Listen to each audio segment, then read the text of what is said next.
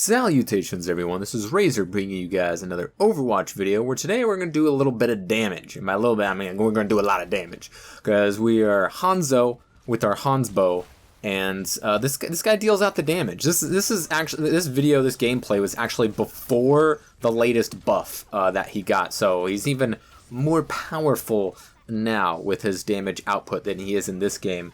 But, you know, back when Hanzo was at his peak of his damage output is when I did not do so well with Hanzo. You know, when Hanzo was first out and I was pretty decent with him, when he got the lunge, you know, and people started playing him and it became less of an insult to call someone an Hanzo main, you know, once it became, you know, briefly good and seen in the meta a little bit at the top levels, I did even better with him. But, you know, once he became like the meta character for, you know, like 2 weeks or whatever it was, and obviously, you know, he had that damage output for longer than 2 weeks, but he wasn't used all that often at the highest echelons of play.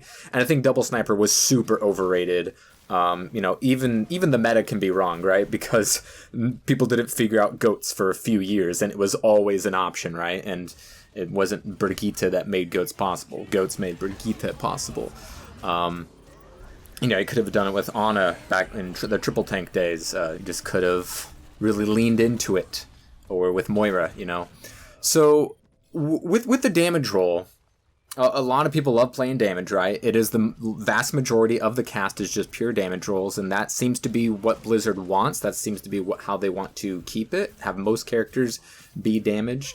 Because I think Jeff said that they don't want there to be, like, while they said they were working on, you know, lots of tanks and healers, because obviously there was way too little. There's only 4 healers at launch, and then, you know, we got Ana a few months after that.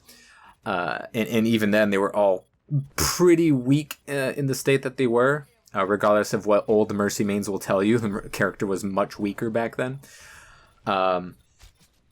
Most of the characters are always going to be damage, and while that is always going to give you like an influx of damage players, just, you know, let's just pretend that every character is played just as much. You know, there's always going to be people that they're stuck in their minds that this is Street Fighter and they need to main somebody when maining is not a thing in Overwatch. One trick is just another word for no trick, because if you're only good with one character, then you're probably not actually even good at that character.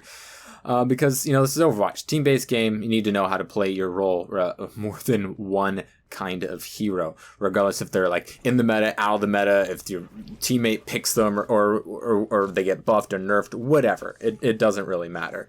You need to be able to flex to different roles based off of what the enemy is doing and what type of map and game modes that you have. And we're going to see even more of that in Overwatch 2, obviously, because we got a brand new game mode with a bunch of new maps. So that'll be interesting to see how that is shaken up. And there's a lot of experimental things that they're trying to do with tanks and healers and barriers. But when it comes to just pure old classic damage, you don't have. It's such a chill role to play, right? It's so chill because the tanks will always be the most important and the healers will always be the second most important because they have to keep the tanks up, right? And so damage is like kind of free to do. It's like, you don't have to worry about, you know, being on the objective. You don't have to worry about healing anybody. So you just go out and kill. And there's a lot of characters in the damage role that are built very, very well for that. You know, even if we're not talking about any sort of utility, like, you know, Sombra hack or something, just doing pure damage, you know, it's fun. It's a good time. But what a lot of people tend to do in the damage role, as someone who doesn't play damage fairly often, you know, I play, you know, about 5 times a season so I can get my placements and get my, you know, competitive points or what have you. So I don't really tend to stray in my SR for damage. It's kind of just like average of my healer tank back before role lock was instituted, and really hasn't changed. But the way that people tend to overcomplicate the damage roll is that, obviously this also goes for all other roles, but especially for damage, is that people don't change their character. And now I'm not going to be like changing my character a bunch in this game. I do change it once, and to great effect, because I know what I'm doing, is that you kind of have to realize what the situation calls for, right? And Hanzo is, I still think, even though people don't have him as the meme that he was, I think he's underrated right now. And granted, this gameplay is even before the most recent buff to him, so he's even stronger now. But with just his ability to damage shields and pick people off with headshots is not something that people take advantage of a lot. And obviously, like, yeah, we have a Widow here and she's going to do nothing, so it's kind of like on me to do all the damage. And they kind of rolled through us there on that second point. So what am I going to do? I'm going to switch to Bastion. And if you see on the top left, my tank, my Reinhardt player, is asking, what the hell am I doing playing Bastion? Even though Bastion has always been unstoppable in the bottom, 96% of games, because people don't counter him, right? People do not switch characters. They do not play the character that is best suited for the role that the team needs. And what my team needs right now is to fucking stop this team. And what's the best character at just stopping people? This bullet hose called Bastion. Now, I'm not going to go ahead and fry everybody instantly, and I do die a couple of times as Bastion, but they're running Ball Zarya. What are they going to do that's going to stop me? There's nothing they can do to stop me, so I'm just going to reign free. As I don't care how much they're getting healed, I don't care how much I'm getting healed. They're running Ball Zarya. Nothing is going to be safe for me. Oh, they're going to Symmetra, like, behind me? Yeah, sure, they're going to get the kill, but they lost all that real estate from when I was firing down, and neither of our tanks went down. And our Tracer was able to go in and take out one of their healers. So even though I died there, that was still a net gain. And we have this McCree trying to go for an even flankier flank, this time dropping off the high ground. And boy, is it not enough. And look at the ball just melt. So many people are stuck in their ways, especially in DPS for some reason, even though it's more than half the roster of Overwatch. Everyone always still goes Soldier, McCree, Genji. And personally, I don't understand it. When you can just play, I mean, granted, I hate it when people play Bastion because, like, a lot of times it is a free win. But why not just play Bastion? In a circumstance like this, right, where they have zero barriers and they have no way to stop me.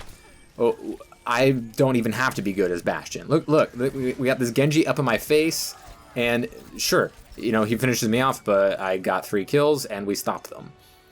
So when my Reinhardt was like, what are you doing being on Genji, man, or being on Bastion? That's so dumb. And I was like, I just told him, dude, trust me, I know what I'm doing. They can't stop Bastion. So I'm not going to run Bastion here on attack because that's not what the team needs right now. You could run, double barrier Bastion and completely burn through this Orisa barrier and get that, first free point. A lot of people do it, but I come out with a Hanzo, get a pick on their main healer instantly, and we're just going to roll from there. Hanzo's, and I'm going to take out the other healer because that's just what I do. They have the Orisa and the D.Va, so they might have been expecting me to go Bastion again. That's a fair assumption to make since they couldn't stop me. Why wouldn't I get off? Because what Hanzo can do here.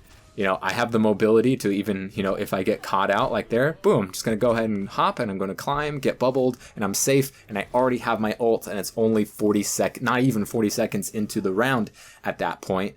And we have the spawn advantage. We have the player numbers to start this fight, even though they have been able to solidify. I'm just holding on to this dragon and that's going to split them up. See, the Moira's caught out. They have their D.Va caught out and I end up killing the Lucio. So, and obviously the Coalescence probably does even more work here for both their team and for my team. But what am I going to do? I'm going to shut down the Coalescence because that's what I can do as Hanzo. Shoot him in the head. And I'm pretty decent at it. So I think that a lot of times people get really stuck in their ways. It's like, oh no, just always play Genji, always play McCree. It's like McCree can be pretty good. And obviously Genji is fucking busted. A little bit less right now, at least on the live server. He's still in Godman's land over there in the Overwatch League. But people don't switch, obviously, and I made the switch that completely put the entire fight in our favor. And I'm doing the same. I did the same with Hanzo before that switch, and I'm doing the same with Hanzo here on the attack. There's obviously I'm gonna have to rely on my tanks, A, having a barrier unlike the enemy team had on their attack, and B, just having some sort of synergy. And when you are Hanzo, and they're running Orisa, which has, the second weakest barrier in the game, behind Winston, which, nobody's playing right now. And even though the Reaper gets me, damage is done. The fight is won. All he can try to do is get a kill and die on cart. But Zarya is really good right now. Like I said, people are playing her in the main tank role. And if she can get that charge and has any sort of protection, whether it be healing or a teammate's shield, just the threat of her giant laser and her bubble every few seconds is kind of enough. And Hanzo applies kind of that cover fire, right? To where it's like they can't peek that corner. With Widow, you need to hit that headshot. You need to be the threat. You need to kill them a couple times before they get the hint, right? And for Hanzo, you don't have to really worry about that much. You don't have to worry so much about your cover or getting caught out. You have a better ultimate that can synergize with a couple of your tank ultimates, whether it be, Grav or Gravitic Flux or the Hammer Down, the Shatter. Hanzo just still brings a lot to the table, and so many people try to go for the, McCree flank high noons, which honestly works the vast majority of the time against me in matchmaking, because no one likes to take anyone off a high ground and nobody likes looking at any sort of flank. So flank high noons, yeah, they work, and Visor can catch a team out, but I feel like Hanzo's pure damage output, his spam ability, especially when he has a shield to work with like Reinhardt, and here's a quick little tip here. Usually people aren't in comms, and usually people don't look for flanks. They don't care about if someone's flanking, if there's someone shadow stepping in or high nooning behind you. If you're Hanzo, if you know you're going to die to like a flanking character, throw your recon arrow down at the ground or at the enemy in your last ditch attempt to headshot them and kill them. And that'll at least, without audio cues or anything, let your team know there's somebody behind us, because they're just going to be, boom, there's going to be there, seeing through the walls, seeing through any of the geometry. And here we're taking advantage of the Baby D.Va in this situation, and the fact that we were able to hold, so all we have to do is push the cart just a few more feet thanks to my little Bastion switch there on the defense, and we're just going to roll.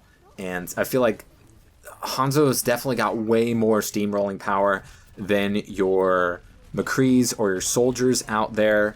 He's got real good utility. The recon arrow isn't going to be the best, especially without any sort of communication. But it can be good for spy checking Sombras. Not as good as, a D.Va just shooting away or even in your own Sombra, right? But as you can see, Hanzo and the brief Bastion pick, I did what the team needed. I didn't try to overcomplicate things by forcing a McCree, by forcing a soldier, by being a shitty Genji player like everyone else in the world. And I just did what the team needed from the damage roll, which is just to do a shit ton of damage. Now I don't hard carry deadlift the team. I do, 15.6k damage. Silver Alems are, DPS Moira probably got gold eliminations, as happens. But 38 and 11, not too shabby. I didn't have to be flashy. I didn't have to be an amazing Doomfist player or get these huge flank high noons. I just played Hanzo and Bastion when I knew the enemy team had nothing that they can do to stop me. So don't overcomplicate things. Fucking pick Junkrat. The dude's amazing. He annihilates everybody. If they're not playing Shield, Bastion. If they are playing Shield but they're a weak one like Orisa's, play Hanzo, and you'll win that fight just based off of math. Because math always wins. Even though sometimes that's annoying.